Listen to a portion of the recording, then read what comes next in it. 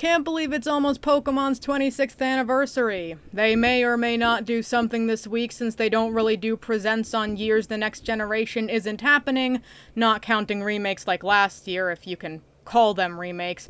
Although it's weird since the anniversary takes place on the weekend. Guess I'll just have to wait and... God fucking damn it.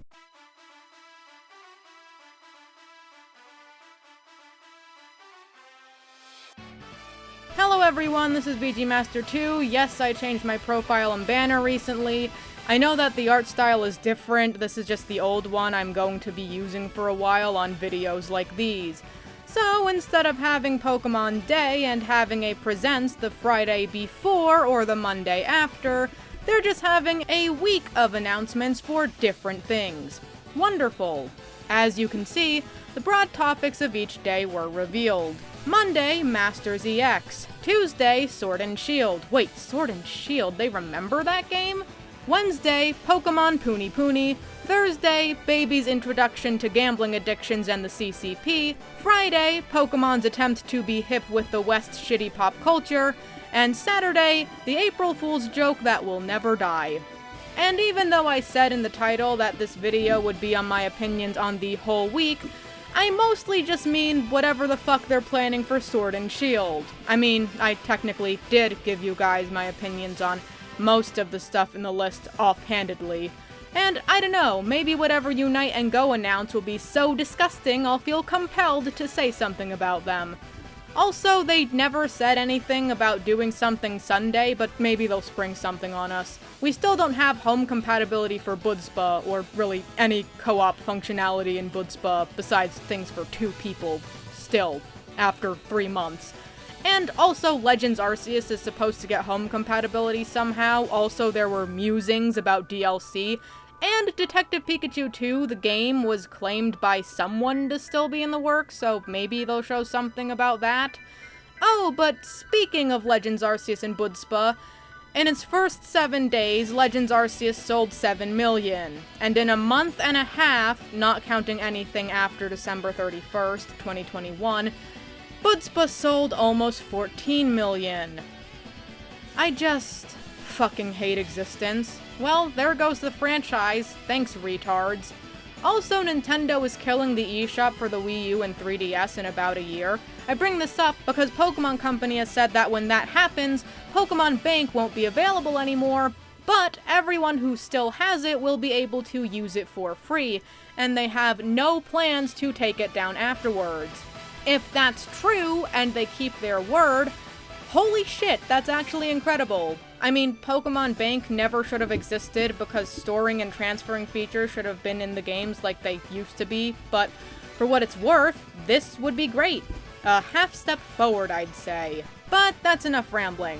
Let's skip to Tuesday. Maybe something interesting will happen. Well, actually, before that, they actually finally released the connectivity features for Budspa on Monday. They didn't even announce that they were going to, which shows that they really don't care if you ever needed more confirmation. Christ, those sales really are wasted, huh? Anyways, getting back to Tuesday, and, wait, I didn't see any Sword and Shield announcements. I mean, not except its Kanto Starter Max raids, which were actually released Monday, my time too. Seriously? I mean, I wasn't expecting anything, but this is just run-of-the-mill raid changing. Why did they announce that they were going to do something with Sword and Shield if they were just going to do a routine swap? What is the point of any of this? If you were going to have a Presents, why wouldn't you just announce this then, instead of announcing 6 practically non-announcements across the week? These announcements ain't shit! Whatever, is there anything worth mentioning? On Thursday, the China game news was announced to be Hoopa, coming to the game as a playable character.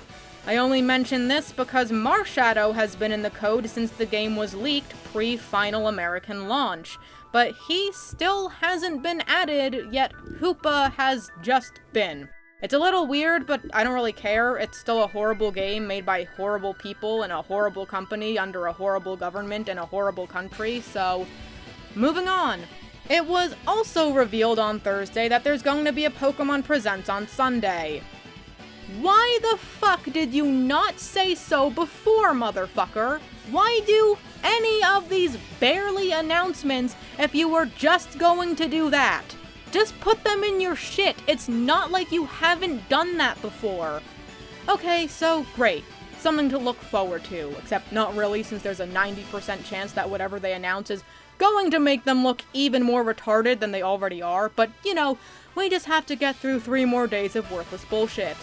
And nothing else happened that's worth getting into, so I guess we're just gonna be skipping right to the presents, which is supposed to be 14 minutes. But may or may not be, depending on if they want to have another franchise recapping circle jerk like last year. Though hopefully not, since that was a special anniversary.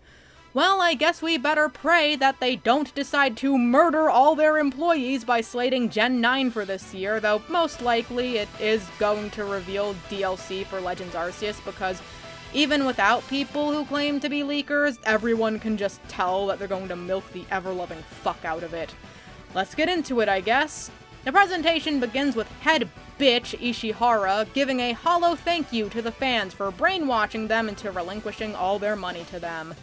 Utsunomiya then comes in and shares that Gen 7 Pokemon are coming to Pokemon Go, because remember how Gen 8 Pokemon were added before Gen 7 in a massive middle finger? Only now rectifying that. Then they announced some shit for Masters EX for the 2.5 year anniversary. They're just doing a small promotion and announce some more trainers, or trainer skins with new Pokemon. There was an update for Puni. There were some new gimmicks announced, and they talked about some events to celebrate Pokemon Day, as well as formally revealing Victini as a character, even though he was already announced. Also, the game is almost 2 years old? What the fuck? Time, stop going fast! Then there's Unite, Skip, fuck you Pokemon Company, eat shit. Also, it was just the shit they announced on the designated announcement day, so it's kinda worthless actually. After that, there's actually an update on Butzba. It's just the Shaman event. Not even Darkrai. And yes, she's relegated to a shit mystery gift event that only lasts for a month. Great fucking job, fucking scumbags. Next is an update for Legends Arceus. There's a free update called Daybreak coming out after the presentation, but it's really just a bunch of nothing except being able to battle a fuck ton of alphas at once. Doesn't disprove future DLC, but it's kinda shit. They also announced a spin-off animated series about Hisui, which doesn't really matter, but I'm sure it'll be fine. Probably better than the main anime, like most things unfortunately tend to be. It then ends with a teaser, in live action, of some guy. It shows off some pretty nice looking locations and... oh, those are new starters. Motherfucker, it's Gen 9, coming out late 2022. Oh, okay, well, I guess fuck Legends Arceus, double fuck Butzba, and triple fuck Game Freak. Can't wait to hear about the mass fucking suicides this causes when the employees aren't able to handle the stress of crunch. The games are Scarlet and Violet, which I think Scarlet is one of the names they've trademarked in the past in case of use, and maybe also Violet, and it appears that after literally fucking decades, we are only just going back to colors. The characters look like unrealistic Detective Pikachu models, which is what I thought it was at first, because like I said in the beginning, they confirmed it's in development. It doesn't even look like Sword and Shield, but then again, that's probably a good thing. The starters are a mixed bag. The cat's great looking, the duck is meh, and what the fuck is that crocodilian? Also fucking massive rip to the Zodiac Firestarter pattern. Although I guess it's interesting since it is the fire starter and not the water starter. They actually did receive names and shit. This guy's Sprigatito. Oh, I love that name. Japanese name, Nioha. A grass type, the grass cat Pokemon. Fire boy is Fuecoco. Japanese name, Hogita. A fire type, the fire croc Pokemon. Lastly, little ducks called Quaxley. Japanese name, Kuwasu, a water type, the duckling Pokemon. Okay, actually, all those names are great. I guess the overworld looks nice, which is saying a lot when this is the initial teaser of a new Game Freak game, but I can't discern what real-world location it's based off of. Probably not anything connected to any previous region, and probably a giant leap in location, so it instead feels isolated like all the others because Game Freak's clearly too scared to make a multiple region game, even though it worked out really well last time. Whatever, guess I'll find out eventually and save my anger for then. Although the Grass and Fire starters have names that seem Spanish or Italian, the two languages are really similar, which might mean either a Spain or Italy region. If it's Spain, then that means it would be connected to Kalos, so that probably means it's Italy, so again, they can isolate it. Also, the website said it's explicitly open world. Right, we'll fucking see about that. I did also notice that there's a screenshot on the website that shows a Lucario fighting a trainer with a Hisuian Zoroark, meaning that the Hisuian Pokemon are probably actually Gen 9 Pokemon. Fucking lol. People literally forget that 2/7 of all the finished generations took 4 years each. An entire decade was composed of 2 4-year generations and 2/3 of another. But no, let's just forget literally almost a third of the franchise, over 25% at least, had 4-year generations since the past 3 haven't been. That means they'll never do it again. There's literally no reason why they couldn't again, but apparently I'm the retard. And listen, it's not like I said it wasn't possible, I just said it was the least fucking optimal. But then again, I should have seen that they were going to do that, because when do they fucking not? Can't wait for all the retards to get blindly excited, then realize that Game Freak hasn't learned shit, then try to make up excuses for why the rushed, shitty game that everyone warned them was going to be rushed and shitty isn't rushed and shitty.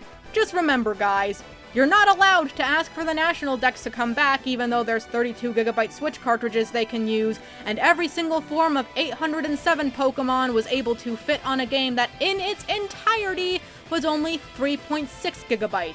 Because even though every main series game had every Pokemon in it until this very generation, Game Freak managed to make all of the shows forget literally 20 years of the franchise's history by flipping a fucking switch in their NPC brains because they just couldn't be fucking bothered to use the models they specifically future-proofed. And apparently, 807 plus models is perfectly functional, but slightly under 1,000 with more than double the space, which hasn't even happened yet, we've only gotten 98 Pokemon since, isn't. Yes, I'm still fucking pissed, because yes, some people still think it's functionally impossible.